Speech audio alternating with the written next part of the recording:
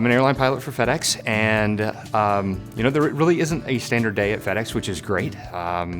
We're always going someplace new and dealing with different things on a daily basis. The one thing that is constant is that I'm always flying airplanes, which is something I love to do, something I've been interested in ever since I was a young boy.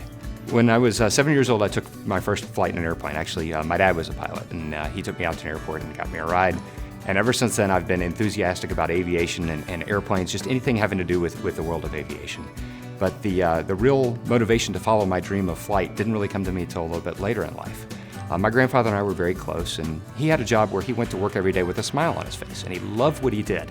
And he really encouraged me to find something in my life that gave me that same enjoyment, and the only thing I could think of was flying airplanes. So his motivation really propelled me to follow my dream of becoming a professional pilot. My favorite part about my job is the fact that my office moves. I think I have the greatest office window of any job ever. I'm always going someplace new. I basically get paid to see the world, and that's a great thing. The biggest challenge of my job would have to be the fact that we go in for recurrent training every 6 months, so I'm always in the books. It's always a lot of studying, so I really have to rely upon the bases that I started in high school, with math and science to keep me going. So I'm always reverting back to those things that I learned as a youngster and applying new things to them. So staying up on the books, the manuals, and the new airplanes, that's a difficult part of the job. Math and science is very important, but specifically if I had to nail down some classes, algebra, physics, calculus, those were the big ones. Geometry is important as well.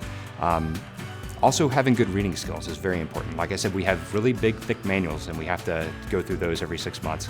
So if you have really good reading skills, it really helps when you get to the airline world. Education is a big part of being a pilot, and a college degree is a must. You have to have a 4-year college degree.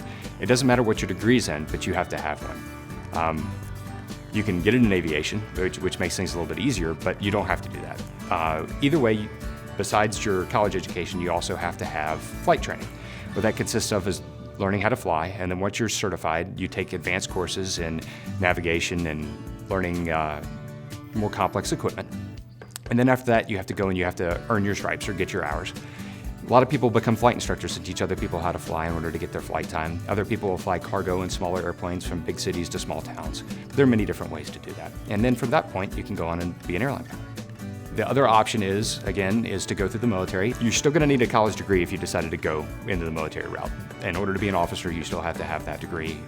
And again, it doesn't matter what it's in, but it has to be from a 4-year accredited institution. And then once you get into the military, you have to vie for a pilot slot. They're very competitive, and different ways to go. You could be in the reserves, or you could be active duty military. And from there, you give the armed services their requirements. Usually most people will stay in the military if they were active duty into the reserves as they transition into the airlines. And they kind of have 2 jobs. They mesh military and civilian flying at that point, the civilian part being the airlines, of course. Like I said, education is important. Stay in school, get good grades, study real hard. But the other part is you need to be a good citizen. By that, I mean that every pilot has to take a FBI background check. So it's very important to be a good citizen, stay out of trouble. When you start driving, don't get any speeding tickets, and definitely don't drink and drive. As far as the aviation side, go out to an airport, find a pilot, and I can guarantee you that everybody that's in the airline industry, one way or the other, has had help to get where they are, and we're all willing to give back to people that want to follow in our footsteps. So go out to the airport, tell somebody that you're interested in being a pilot, find a mentor, and let them guide you along the way. That's what we're here to do, and we're happy to do so. I feel very fortunate that I am able to go to work every day with a smile on my face, and work for me is fun. I don't think there are many people that could say that. So if I was to give somebody some advice, I would say find something that you have a passion for, find something that you enjoy doing, and see if you can make it into a career for yourself.